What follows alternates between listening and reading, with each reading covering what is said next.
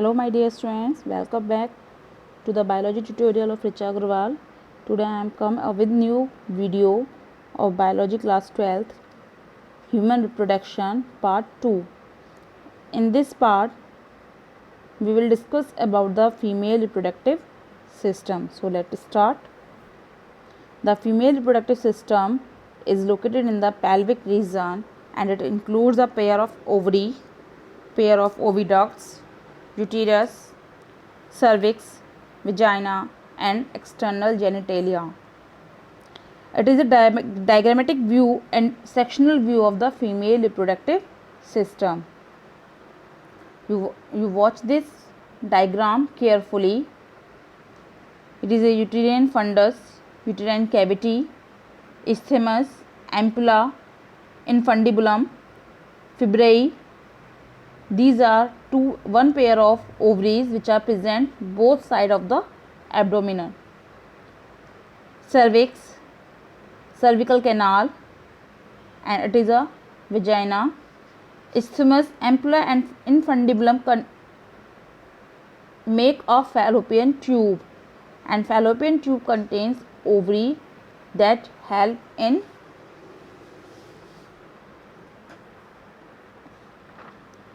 releasing the ovary. It is a large view of female reproductive system. First is female gonads, means ovaries. Ovaries are the primary female sex organs that produce the female gametes called ovum. It also produces several female steroid hormones. Ovaries जो होती हैं वो primary female sex organs होती हैं जो female gametes को produce करती हैं जिसे ओवम कहते हैं, और ये सेवरल फीमेल स्टेरॉयड हार्मोन्स को भी प्रोड्यूस करती हैं. Ovaries are located in the lower abdomen. Ovaries जो होती हैं वो लोअर एब्डोमन में प्रेजेंट होती हैं और ये एक पेयर में प्रेजेंट होती हैं जो लोअर एब्डोमन के दोनों साइड में प्रेजेंट होते हैं, यानी लेफ्ट और राइट दोनों साइड एब्डोमेन के प्रेजेंट होती हैं. Each ovary is about 2 to 4 cm in length and these are connected to the pelvic wall and uterus by ligaments.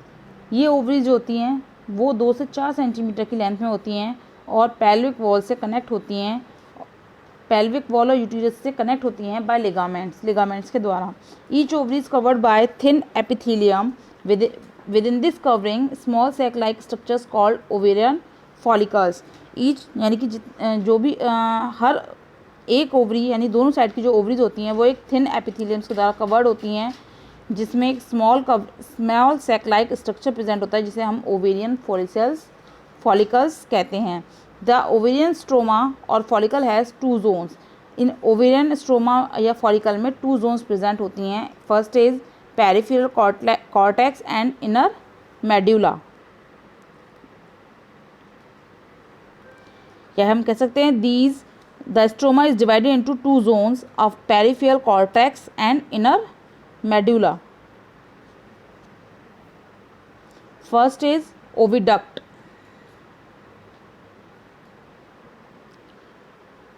Oviduct, each fallopian tube is about 10 to 12 centimeter long and extend from the each ovary to the uterus. fallopian tube जो होती हैं वो 10 से 12 centimetre लंबी होती हैं और ovary से यूटेरस तक जाती हैं. Close to the ovary the oviduct has a funnel shaped structure. यानी कि जहाँ पर ओवरी क्लोज होती है वहाँ पर ओविडक्ट जो होती है यानी कि जो फैलोपियन ट्यूब्स होती हैं उनका जो स्ट्रक्चर होता है वो फनल शेप्ड होता है जिसे हम इनफंडिबुलम कहते हैं. देखिए ये वाला पार्ट, ये जो पार्ट है आप देख रहे हैं इट इज़ कॉल्ड इनफंडिबुलम. ये फनल शेप्ड है, इस तरीके से है.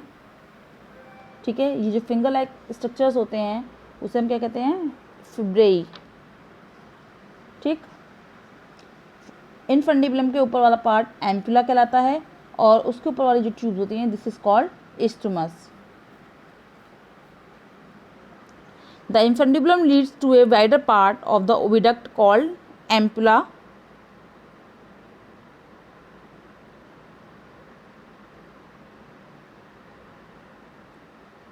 And the edges of the infundibulum processes of finger like projections, मैंने बताया था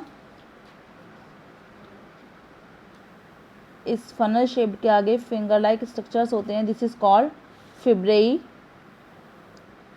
ठीक है, इन्फेंडिबुलम, फिब्रेई, इट इज़ कॉल्ड एम्फुला, और जब ये ट्यूब मूव हो जाती है मुड़कर, दिस इज कॉल्ड स्ट्रूमस, ठीक।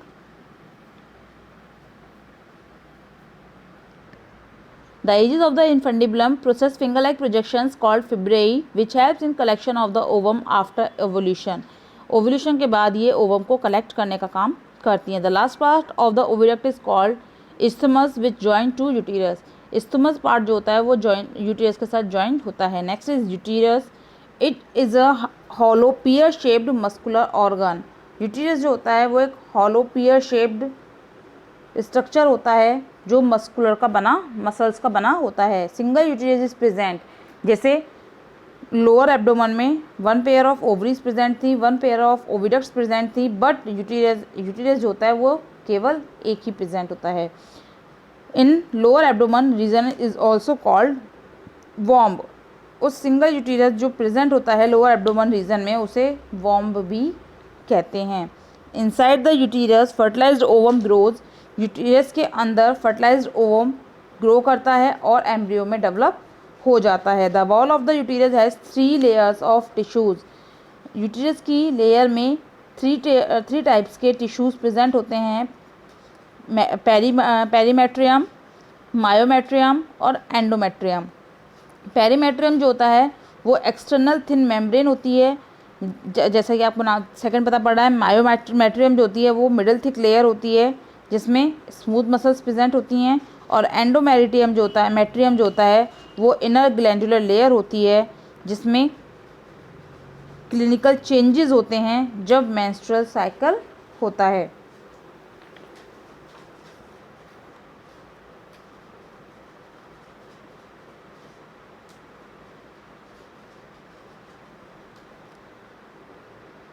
Myometrium also help in strong contractions during the childbirth. ठीक है, पेरीमेट्रियम जो होती है एक्सटर्नल थिन मेम्ब्रेन होती है, मायोमेट्रियम जो होती है वो मिडिल थिक लेयर होती है स्मूथ मसल्स की, and it also help strong contractions during the child birth. Child birth के दौरान स्ट्रॉन्ग कॉन्ट्रैक्शंस को एग्जिबिट्स करती है. एंडोमेट्रियम ये इनर ग्लैंडुलर लेयर होती है जिसमें क्लिनिकल चेंजेस होते हैं during menstrual cycle. Myometrium exhibit strong contractions during delivery of the baby. The uterus opens into vagina through a narrow cervix. The lumens of cervix is called cervical canal, and cervical canal along with vagina from the birth canal.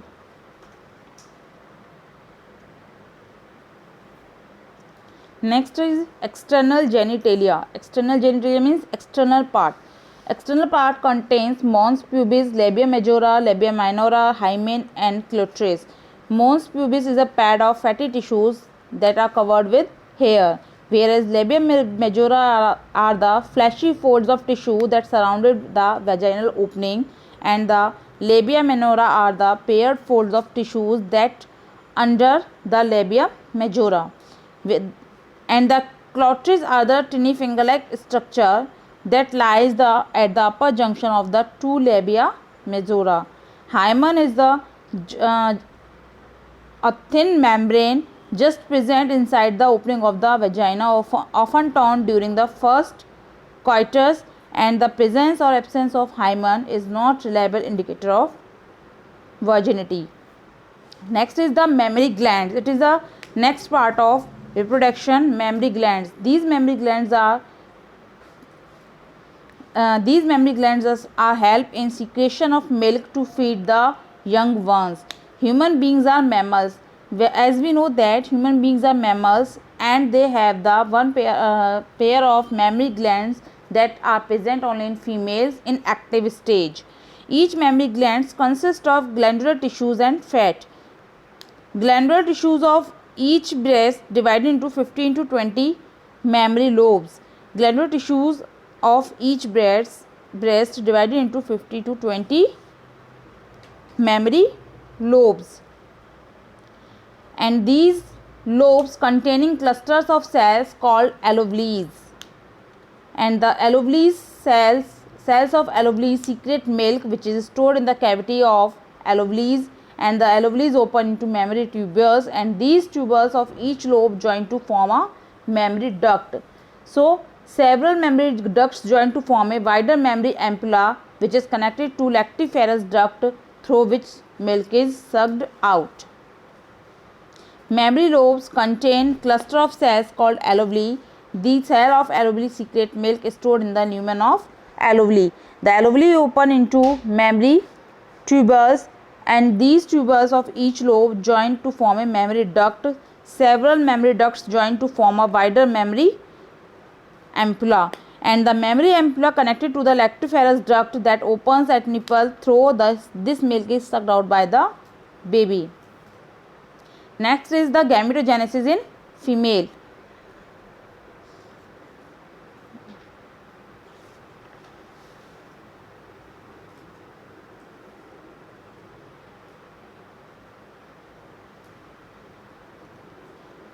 It is a section of ovary. The ovary contains number of ovarian follicles with immature oocytes. It is a structure of ovary.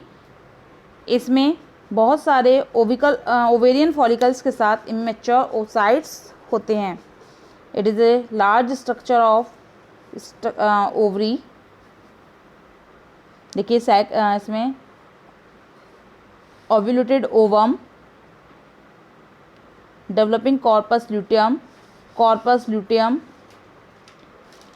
डीजनरेटिंग corpus luteum, ovarian ligament, primordial follicles, primary follicles, oocyte and secondary follicle, and these are the blood vessels.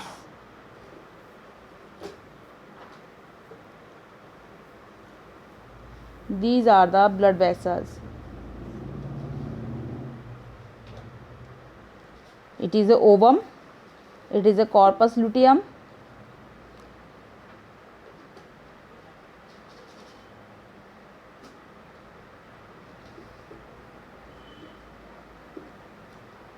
these are primary follicles, it is Graafican follicle and oocyte. It is a diagrammatic section of view of ovary.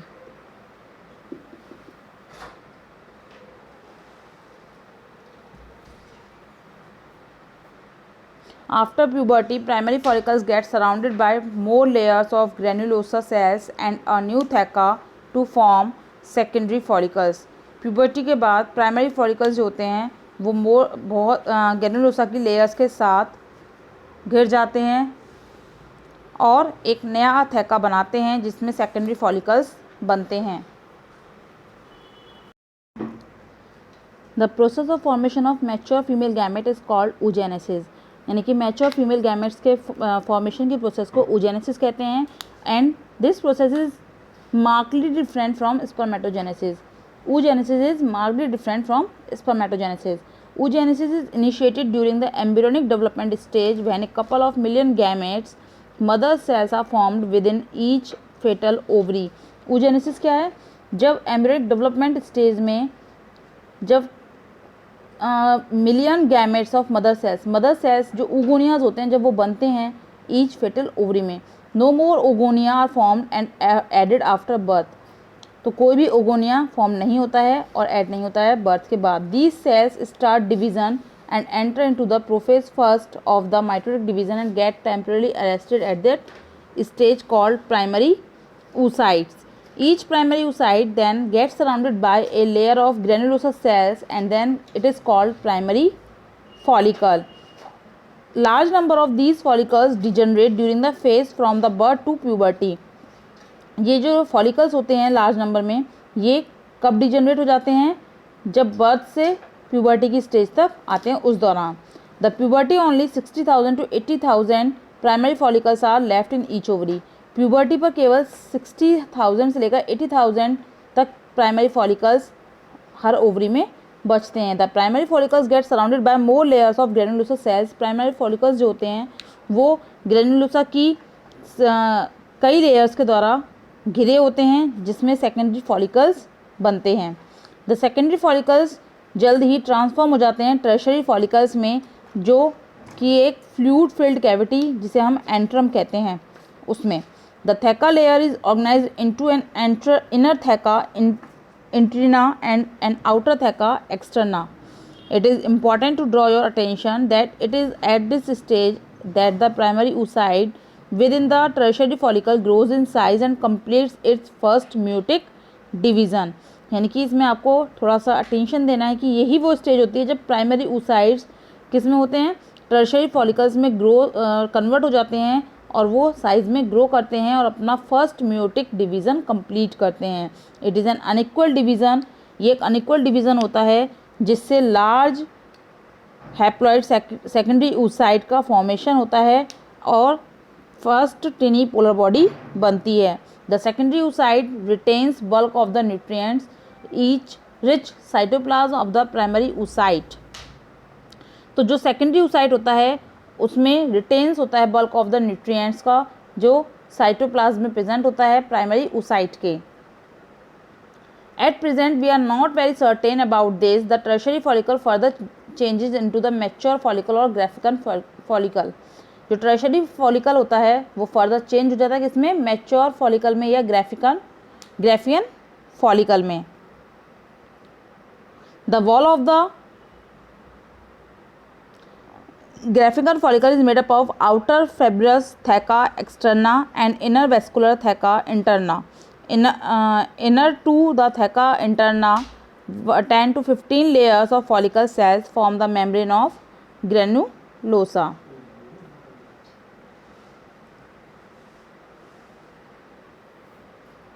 The graphican follicle encloses the cavity called antrum।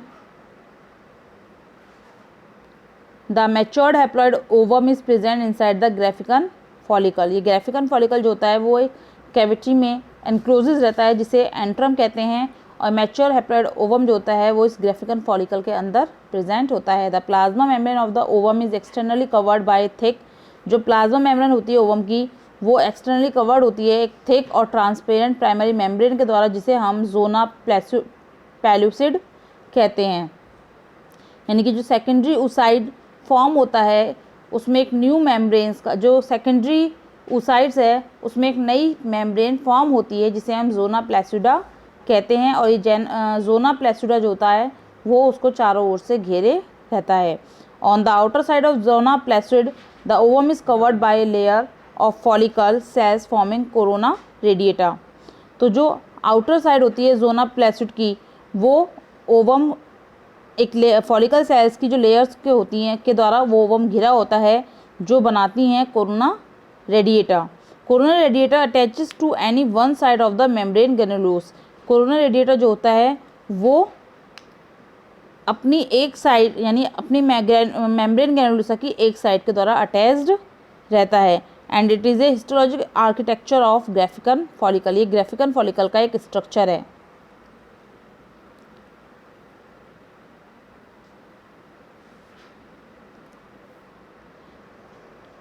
The C-shaped antrum is filled by fluid secreted by follicle cells. It is rich with FSH, LH and estrogen। जो C-shaped antrum होता है वो filled होता है किससे, follicle cells के द्वारा, जो secret fluid होता है उसके द्वारा, और जो सबसे बहुत ज़्यादा रिच होता है किसमें, FSH में, LH में और एस्ट्रोजन से। ड्यूरिंग ओव्यूलेशन ग्रामिकल फॉलिकल जो होता है वो रिलीज़ होता है और ओवम को रिलीज़ करता है। ओव्यूलेशन के दौरान ग्राफिकल फॉलिकल ओवम को रिलीज़ करता है और उसमें कॉर्पस ल्यूटियम से and changes into corpus luteum, और चेंज हो जाता है किसमें, कॉर्पस ल्यूटियम में। It secrete progesterone hormone to maintain the pregnancy, और ये सीक्रेट करता है प्रोगेस्टेरोन हार्मोन को जिससे प्रेगनेंसी मेंटेन हो सके। If the ovum is unfertilised, अगर ओवम अनफर्टिलाइज्ड रहता है तो कार्पस ल्यूटियम जो होता है वो जनरेट करता है किसको, मास ऑफ फाइब्रस टिश्यूज़ को, जिसे हम कॉर्पस एल्बिकन्स कहते हैं। Next is the process of oogenesis. The process of formation of haploid female gamete ovum in the follicle of ovary is called oogenesis. जैसे कि मैंने आपको स्पर्मेटोजेनेसिस बताई थी, उसी तरह से oogenesis हो रही है. oogenesis में माइटोसिस हो रही है, सेल ग्रोथ हो रही है, म्यूसिस फर्स्ट और म्यूसिस सेकेंड हो रही है, यानी कि वही सारी कंडीशंस हो रही हैं.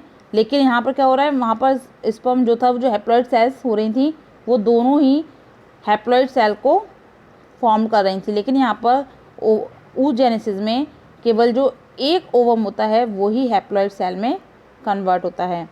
oogenesis start during embryonic stage. oogenesis जो होती है वो एम्ब्रियोनिक स्टेज से स्टार्ट होती है.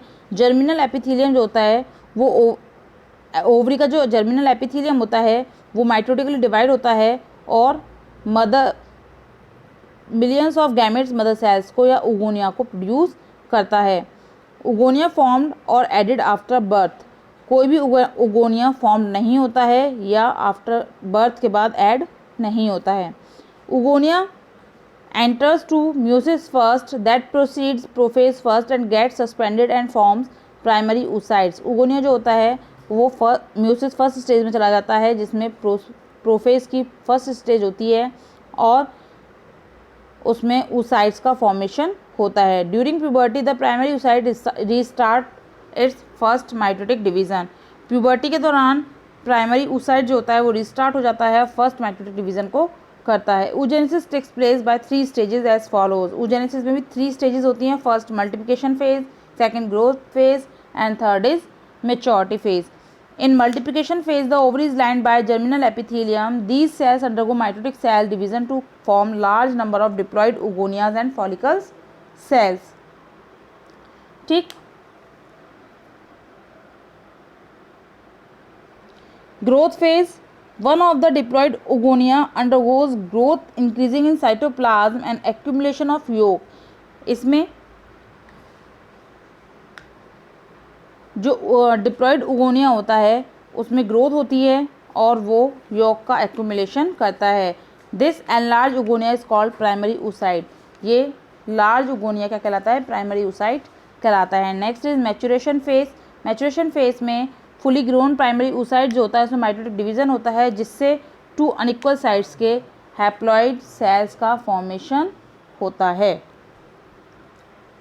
The large secondary oocyte and a small sterile polycyte, जिसमें क्या क्या बनते हैं, अनइक्वल साइज का हैप्लॉइड सेल्स बनते हैं, जिसमें सेकेंडरी oocyte होता है और एक स्मॉल स्टेराइल पॉलीसाइट होता है जिसे पोलर बॉडी कहते हैं. सेकेंडरी oocyte जो होता है उसमें सेकेंड मियोटिक डिवीज़न होता है, जिससे लार्ज ooted का फॉर्मेशन होता है और एक small sterile ooted polar body बनती है. The first polar body also undergoes equal division to produce 2 cells. जो फर्स्ट पोलर बॉडी होती है उसमें फिर से डिवीज़न होता है और वो फिर 2 सेल्स में कन्वर्ट हो जाती है. This during oogenesis 4 cells are produce. इसलिए oogenesis के दौरान भी 4 सेल्स प्रोड्यूस होती हैं. Among them 1 is functional polar body and 3 are non functional polar body. The ooted one with very little change becomes an ovum. जो ooted होता है उसमें बहुत ही थोड़ा सा चेंज होता है ओवम के बनने में.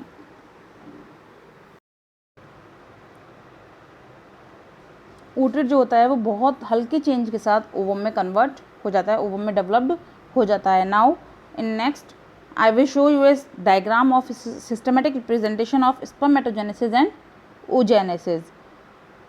इस डायग्राम में आप देखिए कैसे स्पर्मेटोगोनिया और oogonia में चेंजेस हो रहे हैं और वो किस में डेवलप हो रहे हैं, ओवम और स्पर्मेटोजोआ में डेवलप्ड हो रहे हैं.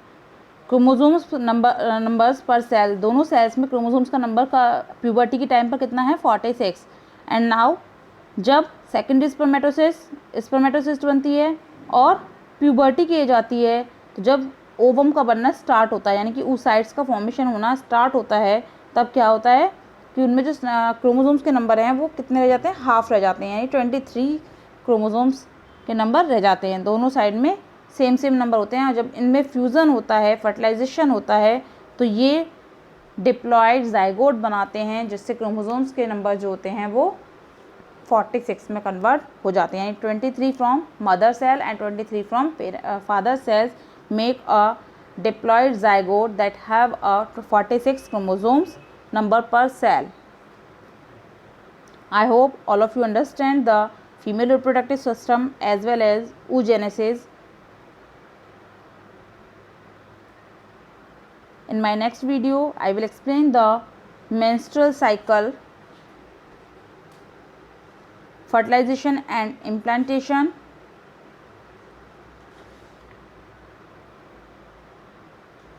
You will get my next video.